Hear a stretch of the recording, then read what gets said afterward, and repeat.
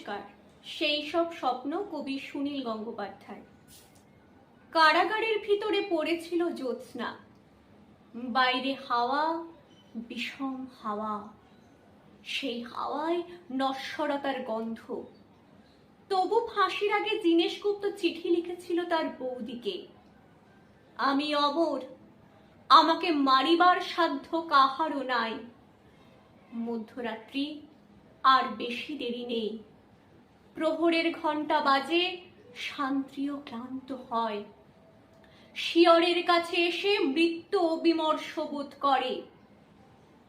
Condemned সেলে বসে প্রদ্যোৎ ভট্টাচার্য লিখছে, মা, তোমার প্রদ্যোৎ কি কখনো মরতে পারে?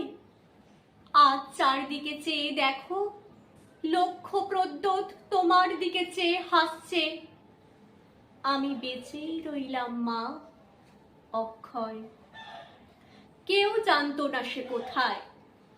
বাড়ি থেকে বেরিয়েছিল ছেলেটি, আর ফিরেনি। জানা গেল দেশকে ভালোবাসার জন্য সে পেয়েছে মৃত্যুদণ্ড। শেষ মুহূর্তের আগে পোস্টকার্ডে ভবানী ভট্টাচার্য অতি দ্রুত লিখেছিল ছোট ভাইকে, অমাবস্যার শ্মশানে ভীরু ভয় পায়, সাধক সেখানে সিদ্ধি লাভ করে। আজ আমি বেশি কথা লিখব না, শুধু ভাবব মৃত্যু কত সুন্দর। লোহার শিকের ওপর হাত, তিনি তাকিয়ে আছেন অন্ধকারের দিকে। দৃষ্টি ভেদ করে যায় দেয়াল, অন্ধকারও বাংময় হয়। সূর্য সেন পাঠালেন তার শেষ বাণী, আমি তোমাদের জন্য কি রেখে গেলাম? শুধু একটি মাত্র জিনিস, আমার স্বপ্ন, একটি সোনালী স্বপ্ন। এক শুভ মুহূর্তে আমি প্রথম এই স্বপ্ন দেখেছিলাম।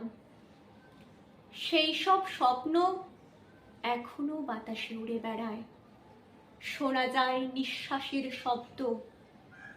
আর সব মরে, স্বপ্ন মরে না।